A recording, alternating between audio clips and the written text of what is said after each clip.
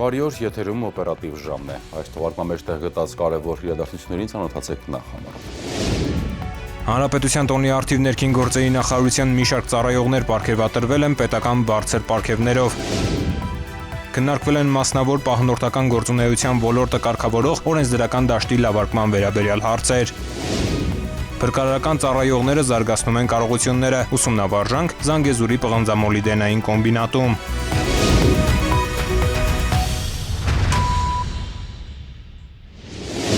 Հանրապետության տոնի առթիվ Հայաստանի Հանրապետության նախագահի նստավայրում տեղի ունեցել պետական պարգևների հանձնման հանդիսավոր արարողություն։ Պարգևատրվածների թվում են ոստիկանության և փրկարար ծառայության ղեկավար ու ծառայող կազմի ներկայացուցիչներ։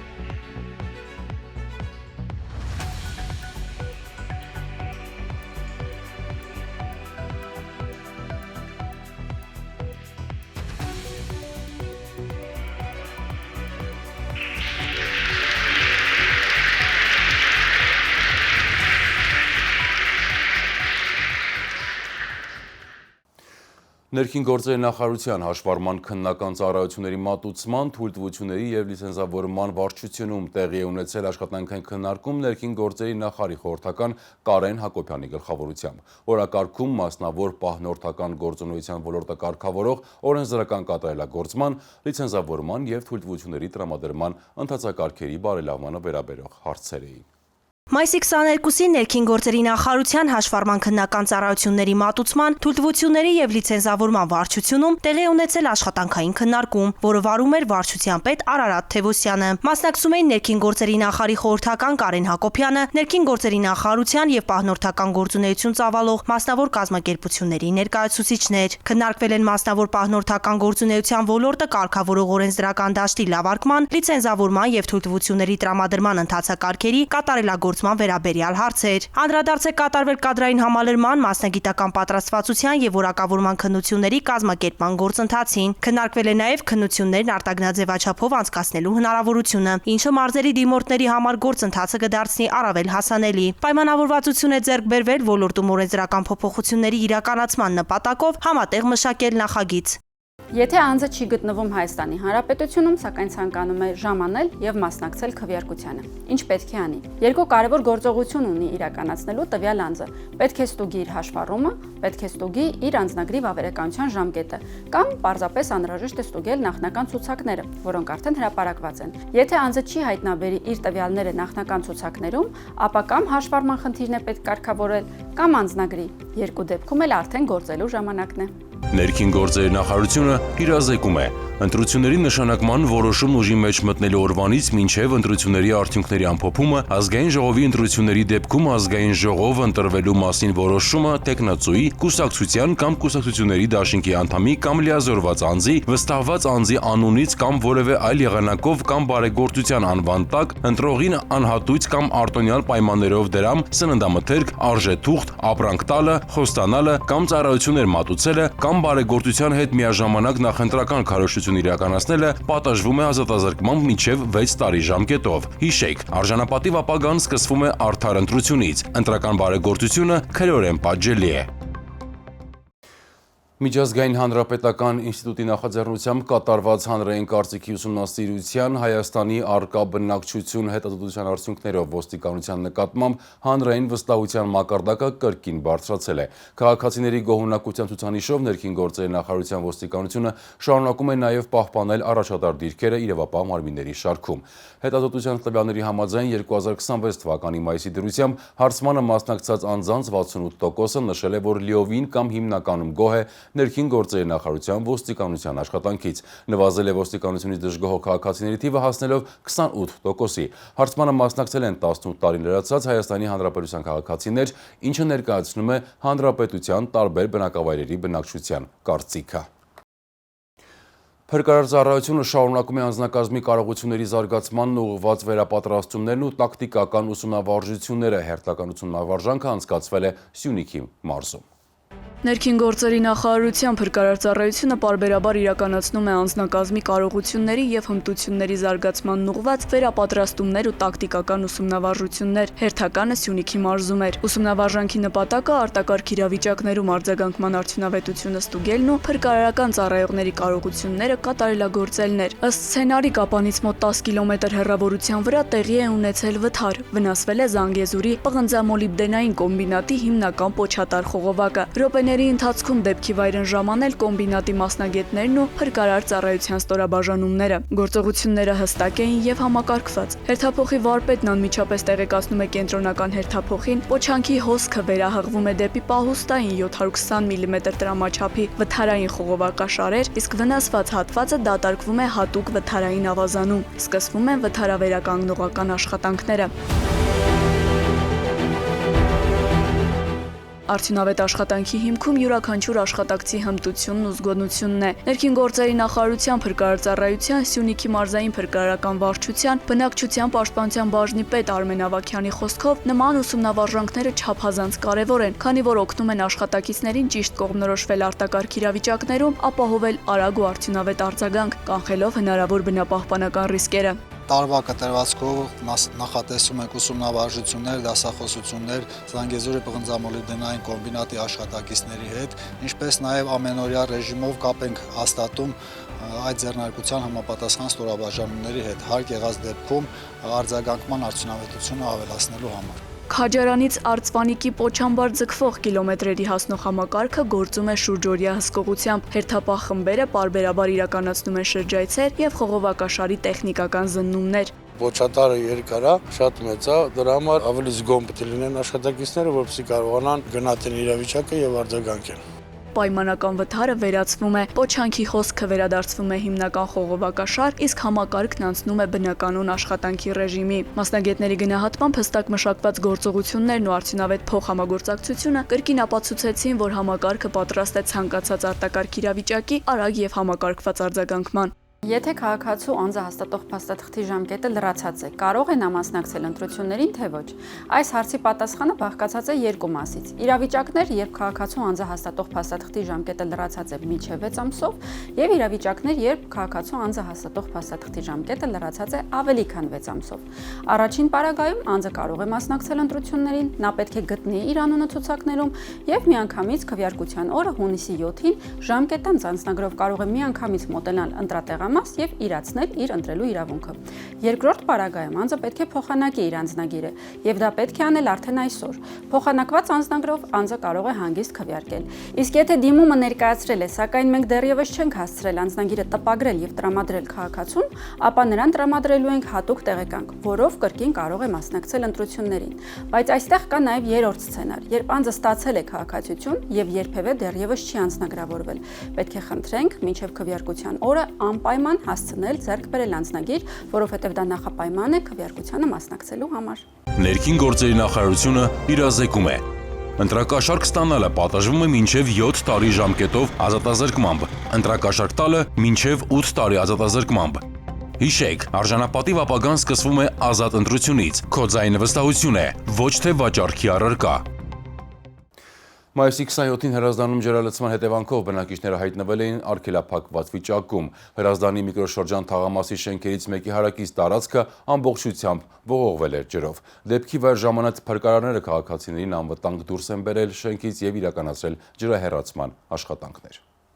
Մայիսի 27-ին ժամը 10:15-ին ներքին գործերի նախարարության 112 օպերատիվ կառավարման կենտրոնը հազանգեստացվել, որ Հրազդանի միկրոշրջան թաղամասի շենքերից մեկի հարակից տարածքը ամբողջությամբ ողողվել է ջրով, ինչի հետևանքով քաղաքացիները չեն կարողանում շենքից դուրս գալ։ Նշված վայր են մեկնել ներքին գործերի նախարարության փրկարար ծառայության մարզային փրկարարական վարչության Հրշեջ փրկարարական ջոկատից 1 մարտական հաշվարկ եւ օպերատիվ խումբ։ Քաղաքացիները փրկարարների օգնությամբ շենքից դուրս են բերվել։ Փրկարարները ջրահեռացման աշխատանքների ընթացքում աջակցել են նաեւ տեղական ինքնակառավարման մարմնի աշխատակիցներին։ Ինչպես կարող է մահացած անձի անուն-ազգանունը մնալ ցուցակներում։ Այս հարցին իհարկե բազմիցս անդրադարձել ենք, սակայն կրկնեմ եւս մեկ անգամ։ Եթե մահը արձանագրվում է Հայաստանի Հանրապետության տարածքից դուրս, ապա լիազոր մարմինը չի ստանում մահվան վերաբերյալ որևէ տեղեկատվություն, մինչև հարազատները, ընտանիքի անդամները չեն դիմում լիազոր մարմնին կամ քաղաքացիության ակտերի գրանցման գործակալություն կամ միգրացիա եւ քաղաքացիության ծառայություն ներկայացնելով համապատասխան փաստաթղթերը։ Եթե հայտնաբերել եք մահացած անձի տվյալներ ցուցակներում, անպայման դիմեք մեզ։ Ներքին գործերի նախարարությունը իրազեկում է հավաքին մասնակցելուն հարկադրելը անձի կամ նրա մերձավոր ազգականի կամ մերձավորի նկատմամբ բռնություն գործադրելու, գույքը ոչնչացնելու, վնասելու, վերցնելու սպառնալիքով կամ շանտաժի միջոցով, ինչպես նաև հավաքին մասնակցելու կամ հավաքին մասնակցելուց հրաժարվելու նպատակով նյութապես շահագրգռելը պատժվում է ազատազրկմամբ մինչև 5 տարի ժամկետով։ Վերջին զանգի միջոցառումների շրջանակում ներքին գործերի նախարարության ոստիկանությունը մայրաքաղաքում եւ մարզերում իրականացրել է ուժեղացված ծառայություն, ապահովելով հասարակական կարգն ու երթևեկության անվտանգությունը։ Ուժեղացված վերահսկողության շնորհիվ շրջանավարտների մասնակցությամբ ծանր հետևանքներով դեպքեր եւ ճանապարհատրանսպորտային պատահարներ չեն արձանագրվել։ Մայիսի 22-ից 23-ը վերջին զանգի միջոցառումների շրջանակում ներքին գործերի նախարարության ոստիկանությունը մայրաքաղաքում եւ մարզերում իրականացրել է ուժեղացված ծառայություն, ապահովելով հասարակական կարգն ու երթևեկության անվտանգությունը։ Բարեկային ծառայության կողմից պահպանվող հատուկ տարածքները տեղափոխվել միջոցառման մասնակից 182 տրանսպորտային միջոց, որոնցից 80-ի ղեկին եղել են անչափահասներ։ Ներքին գործերի նախարարության ոստիկանության ուժեղացված ծառայության շնորհիվ շրջանավարտների մասնակցությամբ ծանր հետևանքներով միջադեպեր, ինչպես նաև ճանապարհատրանսպորտային պատահարներ չեն արձանագրվել։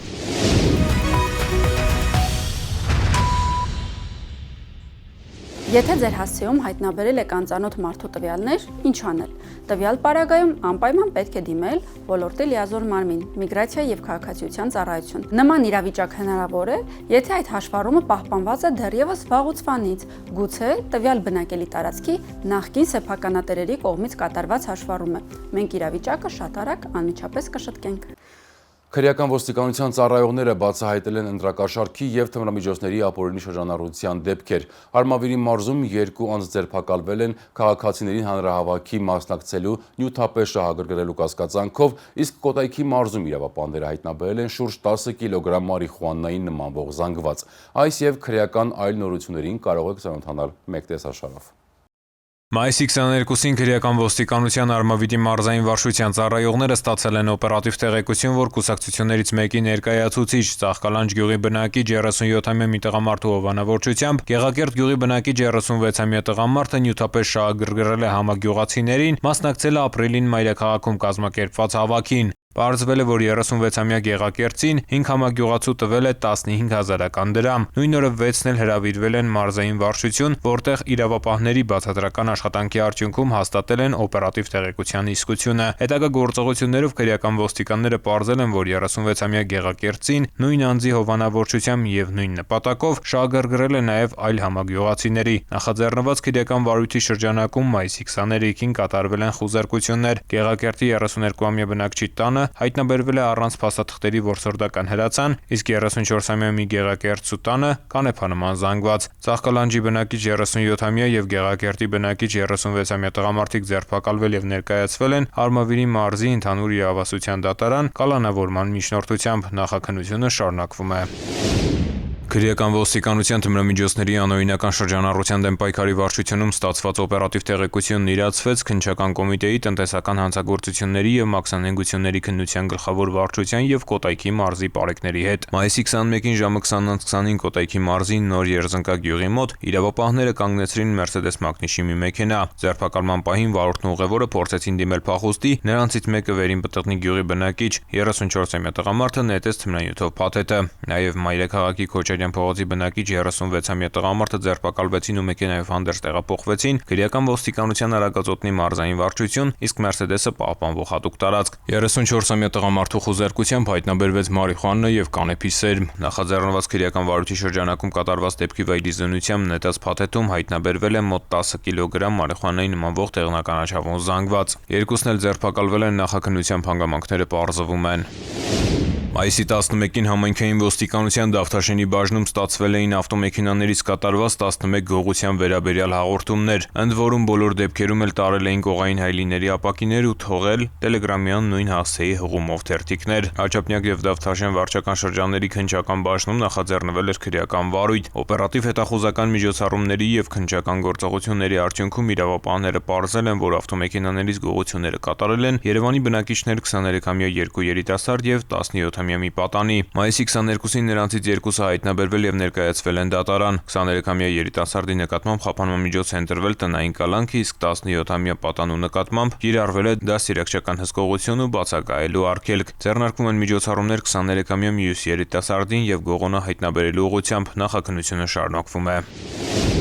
Համայնքային ոստիկանության Կոտայքի բաժնի ծառայողները ստացել էին օպերատիվ տեղեկություն, որ Աբովյան քաղաքի բնակիչ 19-ամյա մի երիտասարդ ապօրինի պահում եւ կրում է զենք։ Համայնքային ոստիկաններն օպերատիվ տեղեկությունն իրացրին ոստիկանության գվարդիայի գործընկերների հետ։ Մայիսի 25-ին երեկոյան ժամը 21:30-ին Աբովյանի Հատիսի փողոցի բակերից մեկում 19-ամյա երիտասարդը ձերբակալվեց ու տեղափոխվեց համայնքային բաժին։ Խոզարկությամբ նրա ձեռքի պայուսակում հայտնաբերվեց ատրճանակ, որն ըստ նախնական տվյալի մարտականի ձևափոխված հրազեն է։ Կազմված փաստաթղթերն ուղարկվել են նախաքննական մարմին, հանգամանքները պարզվում են։ Եթե վերջնական ցուցակների հրապարակման պահին դեռևս լրացած չէ անձի 18 տարին, կարողանալու է նա մասնակցել ընտրություններին, թե ոչ։ Պատասխանը դրական է, կարողանալու է։ Ավելին, եթե անձի 18 տարին լրանում է անմիջապես հունիսի 7-ին, քվեարկության օրը, ապա նրա տվյալները արդեն իսկ ներգրաված են ցուցակներում։ Բոլորը կարող են ստուգել եւ համոզվել, ինչպես նաեւ անպայման քվեարկել։ Ներքին գործերի նախարարությունը իրազեկում է։ Քվեարկության օրը արգելվում է տեղամասային կենտրոնին հարող տարածքում մինչև 50 մետր շառավղով խմբերով հավաքվելը, տեղամասային կենտրոնի մուտքին հարող տարածքում մեքենաների կուտակումը։ Ընտրատեղամասի տարածքում հասարակական կարգի պահպանումն ապահովում են տեղամասային կենտրոնում ծառայություն իրականացնող ոստիկանության ծառայողները, անկախ ընտրական հանձնաժողովի պահանջից։ Շաբաթվա կարևորները այսքանն էին, ես ձեզ հրաժեշտ եմ տալիս, հաջողություն։